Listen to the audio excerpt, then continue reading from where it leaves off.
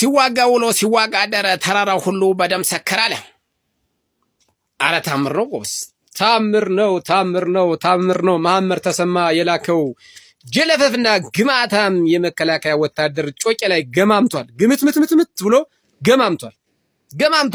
201ኛ ኮር 54ኛ ክፍለ ጦር መዝገቡ ዋለልኝ ሻለቃ ዋበር ላይ ዛሬ የብርሃኑን ጀለፈፍ ወታደር 40 ገርፎታል ነው የምላቸው። 40 ገርፎታል። እልቅ የሌለው ክላሽ ተማርኳል። እየቆጠርን ነው ብዛቱን ነው ያሉኝ። እጅግ በርከት ያለ ወታደር ጮቄ ላይ እንዳልኳችሁ ገምቷል። የብርሃኑ ጁላ የመሐመድ ተሰማ ኮተግም ግማታም ጀለፈፍ ወታደር በ201ኛ ኮር በ54ኛ ክፍለ ጦር መዝገቡ ዋለልኝ ሻለቃ ተርቦች ተጫውተውበታል። የመለማመጃ ሜዳ አድርገውታል ነው የምላችሁ። ዛሬ በ12ኛው ወር 2018 ዓመተ ምህረት ይህን ኮተግም ግማታም የገማ አግማምቶታል። ጮቄን አግምቶታል። የብርሃኑ ጁላ ወታደር ሬሳ በሬሳ ሆኗል ማለት ነው። ጮቄ ዋበርን ከተማን ዙሪያዋን አግማምቷታል በሬሳ። እንደቆመም የገማ ነበር። አሁን ደግሞ አንድያውን ገማ። ልክ እንዳሳ ከጭንቅላቱ ማለት ነው። ያሳ ግማቱ ከጭንቅላቱ ነው የሚባል አይደል? ገማምቷል ነው የምላችሁ። ጀግኖች 201ኛ ኮር 54ኛ ክፍለ ጦር መዝገቡ ዋለልኝ ሻለቃ እግዚአብሔር ያክብራችሁ። እናታችሁ መንታውን ትውልድ። በዚህ መሰረት ድሽቃ እስኪ ደናደናዎችን ተላለቆችን ልንገራቸው። አንድ ብሬን፣ አንድ ድሽቃ እና አንድ ስናይፐር። ከዛ ውጪ ነፍስ ወከፍ መሳሪያ ቁጥር የለውም ነው ያሉኝ። እንዳልኳችሁ ዋበር ከተማን የብርሃኑ ጁላ ከረፈፍ ወታደር የመሐመድ ተሰማ ጀለፈፍ ወታደር አግማምቶታል በሬሳ። እንደቆመም የገማ ነበር። አሁን ደግሞ አንድያውን ገማምቷል። ግምትምትምት ነው ብሎ ግማታም በለው ቀጥቅጠው ዝም ብለህ አባቱን እንዳልሆነ። ሰበር የድል ዜና ይላል። ዛሬ ነሐሴ 11 2018 ዓመተ ምህረት የአፋብን ቴዎድሮስ እዝ አስገራሚ ምርኮን ያስገኙ ኦፕሬሽኖችን እየሰራ ይገኛል። በትናንትናው ዕለት በ10 በቢቸና አካባቢ ወደ ዲማ ሲንቀሳቀስ የነበረውን ጠላት በዛሬው ዕለት ደግሞ በነሐሴ 11 ላይ የቴዎድሮስ እዝ 201ኛ ኮር 54ኛ ክፍለ ጦር አይ ቲንክ ሐምሌ 22 አካባቢ ለተከታታይ 6 ወር አሰልጥኖ ማስመረቁ ይታወቃል። ሆኖም ግን ተመርቀው 2 ሳምንት ሳይሞላቸው ዋብር ላይ ሰፍሮ የሚገኘውን የጁላን ሰራዊት በዱር በገደሉ ሲከቱት አርፍደዋል ማለት ነው። ዛሬ ብሬኖች፣ ስናይፐሮች እንዲሁም ክላሾችን ተተኳሾችንም ጨምሮ እየጣለ ሲፈረጥጥ አርፍዷል። እየጣለ ማለት ነው። የተማረኩ መሳሪያዎችን ከብሬን ጀምሬ ከክላሽ ጀምሬ በቁጥር በዝርዝር ማታ ቪዲዮ ሰራላችኋለሁ። አይገርምና ከሱ ጋር አብረው የሄዱ ሰዎች እነ ኮሎኔል ሙሐባው እነሱ ሁሉ እንግዲህ እነ ኮሎኔል ሙሐባው ያጨበጨብንለት መሪያችን የነበረ እውነት እንነጋገር። ከዛ ግን ትግሉ እያደገ ሲሄድ ጉዳቸው እየተገለጠ ማንነታቸው ምን እየሆነ እየታየ ሲመጣ እንግዲህ ከኛም ተገለው ሄደዋሉ። በቁጥጥር ስር ዘንም እርምጃ የተወሰደባቸው እጅግ ማቶች አሉና አሁንም እንደዚህ አይነት ነገር አለ። የለም አይባልም አለ። ነገ በራሱ ትግሉ እያነጠረ ያወጣቸዋል። እስከዛ ዋጋ ያስከፍሉናል። የትጥቅ ትግል በባህሪው ይሄ ነው። የትጥቅ ትግል አብሮህ የጀመረው ሁሉ አይጨርስም። ከዛ ውጭ እጅግ በጣም የምትወደውና የምታከብረው ጓደኛን በሞት ይለያል። በመንገድ ላይ እንደዚህ ተሰነካክሎ በጥቅማ ጥቅም ይሁን በሚያወጣውን አሰራር መደገፍ እጅግ በጣም አስፈላጊ ነው። በተለይ የጥምረት የሚባለው ነገኛ ብቻችን አይደለም። አማራ ፋኖ ቢያሸንፍ የአማራ ፋኖ ብቻ አይደለም ጠላት የሚይዝ ከትግራይ ተወካይ ያስፈልጋቸዋል። ከአፋር፣ ከሶማሌ፣ ከጋምቤላ፣ ከቤኒሻንጉል፣ ከደቡቦች ተወካይ ያስፈልጋቸዋል። ስለዚህ እኛ ብቻችን ለምን ሞታለን? እንዋጋ እንደናንተ አሳትፉን የሚል የኛን መርህ የተከተለ ማንኛውም ድርጅት ካለ እናካትተዋለን። በቃ ከብልጽግና ጋር ጠባችን በምንድን ነው? ጠባችን እኮ ከብልጽግና ጋር አገር ሊበትን አማራ የሚባለው ማህበረሰብ እንዲጠፋ ጥረት ስለሚያደርግ ነው። ስለዚህ አማራ እየሞተ ነው። ስለዚህ እኔ ማህበሬ ልሙት ከእናንተ ከጎናችሁ ጋር ልሰለፍ የሚል ካለ እናሰልፈዋለን። ግልጽ እኮ ነው።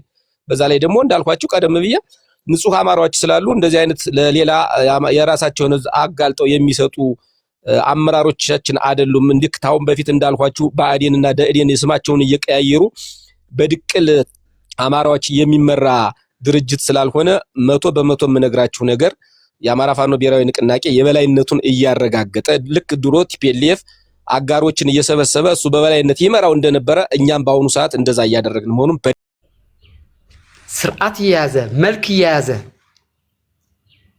ወደ ጥምረት መጥቷል። ወደ ጥምረት መጥቷል ሳይሆን አልቋል። የሚነገርበት ቀንም ተወስነዋል። ዘመቻ የሚታወጅበትም ተወስነዋል። እሱ በቅርብ ሁላችሁም ትሰምታላችሁ። ታዲያ ለምንድነው በትግራይም በኩልም ይሄንን ጥምረት የሚጸየፋሉ፣ በአማራ በኩልም ይሄንን ጥምረት የሚጸየፋሉ? በጣም በሚያሳዝን ሁኔታ ደግሞ እንዴት ህወሓት እኮ እየተታገለ ያለው ወልቃይትና ራያ ለማስመለስ ነው ይላሉ። ህወሓት ግን በግላጭ ተናግረዋል። የትግራይ ህዝብ ህልውና ጥያቄ አለኝ። የትግራይ ህዝብ ህልውና ጥያቄ አሁን እኔ ላይ ጭኘዋለሁ። ፈትለወርቅ ገብረእግዚአብሔር የተናገረችው ወይ መንጀሪ ነው። በብልጽግና መቃብር ላይ ይረጋገጣል። የትግራይ ህዝብ ህልውና በብልጽግና መቃብር ላይ።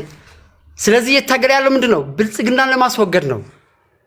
አንዳንድ አይናፋር የብልጽግና ደጋፊዎች እንደሚነግሩኝ ወልቃይት ወይም ራያ ለማስመለስ ወይ ሌላውንም ቤኒሻንጉል ጉሙዝ ደግሞ የመተከል ወይ ምናምን የአማራ ፋኖም እንደዚህ አንሶ ሳይሆን እነዚህ ጥያቄዎች እንዳሉ ነው። የመኖር ጥያቄ ነው። ይሄ ደግሞ ብልጽግና የፈለከው ምክንያት ቢሰጥ ባይዘው ብልጽግና መጀመሪያ መወገድ አለበት። ይሄ የማይወዱት ሰዎች አይቆይ ብልጽግና አይቆይና አንተ ህልውናህን አይረጋግጥልህና እኔ ልምረጥልህ የሚሉ የዘመናችን ደፋሮች መሬት ላይ የሌሉ ትግሉ ላይ ምንም አይነት አስተዋጽኦ የሌላቸው እንዲያውም ትግሉን እንዲቀጭጭ እንዲዳክም የአማራ ፋኖ ብሔራዊ ንቅናቄ የትም እንዳይደርስ ኋሎ መሲለን መንቆሮ የምትኩል መስላ አይን የምታጠፋ ሐሳቢ መስለው ይህን ድርጅት ብቻውን ቀርቶ በሁሉም ተጠልቶ ወይ ከሁሉም ጋር ተናክሶ እንዲጠፋ የፈረዱበት ሰዎች ናቸው። ይሄ ደግሞ አመራሮቻችን በብስለት በጥንቃቄ በፊታውራሪነት በመሪነት ሁሉም ታጣቂ ኃይሎች አሰባስበው በሚያግባባቸው ተሰብስበው ስራቸውን ጨርሷል። በምንድነው የሚለውን ጥያቄ ምንድነው የሚያግባባችሁ ነገር ዲቴይሉ ድርጅታችን ሲነግራችሁ እኛም እናብራራለን። እስከዛው ግን በእርግጠኝነት የምናገረው ይሄንን ጥምረት የአንዱን ብሔር ከፍ የሚያርግ የአንዱን ብሔር የሚያንቋሽ ወይ የሚረግጥ ሳይሆን ኢትዮጵያ በታሪኳ አይታው ማታቅ አንድነት፣ ኢትዮጵያ በታሪኳ ለህዝቦቿ እኩል የሆነ ተጠቃሚነት የሚያግባባ ቅርርብና ንግግር ተደርጎ ነው አንድነቱ የተመሰረተው፣ ጥምረቱ የተመሰረተው። ስለዚህ ይሄንን አሻጋሪ የሆነ ድርጅት እንዳይሻገር በርካቶቹ ግን ቆይ ወደ ብልጽግና ትሄድ፣ ስለ ራያ ጨርስ፣ ስለ ወልቃይት ጨርስ፣ ስለ መተከል ጨርስ፣ ስለ ደራ ጨርስ፣ ስለ አዲስ አበባ ጨርስ፣ ስለ ምናምን እያሉ ትግል አቅጣጫ ሊመርጡልን ይዳዳቸዋል። ስለዚህ ይሄ ያለቀ ነገር ነው። በጣም ከልብ ይሄ ስጋት ኑሯችሁ የምትጠይቁት እንኳን ደስ አላችሁ። አማራ ፋኖ ብሔራዊ ንቅናቄ ምንም ሳይዝ ነው ስለ የአማራ ህዝብ ጥያቄ መጠየቅ ያለበት ወይስ 4 ኪሎ ገብቶ ነግሶ ነው? አጭር ምስ ኃይል ሲኖረው ባንክና ታንክ ሲይዝ ነው አይደለ? ይሄንን እንዲይዝ ግን አትፈቅዱም። የአማራ ፋኖ ብሔራዊ ንቅናቄ አመራር ግን ጠንቅቀው ጥቅማቸውና ጉዳታቸው ስለሚያውቁ ድርጅታችን በአስተማማኝ ሁኔታ ጥምረቱ ፈጥረነዋል ብሎ አርበኛ ዘመነ ካሴ ትላንትና ከውጭ ሚዲያ ጋር ባደረገው ግልጽ አድርጓል። ዲቴይሉ በቅርብ ይነገራል። ከዛ በኋላ ዘመቻዎቹን ይመጣሉ። በቅርብ ጊዜ ደግሞ በድል አዲስ አበባ ገብተን እንገናኛለን።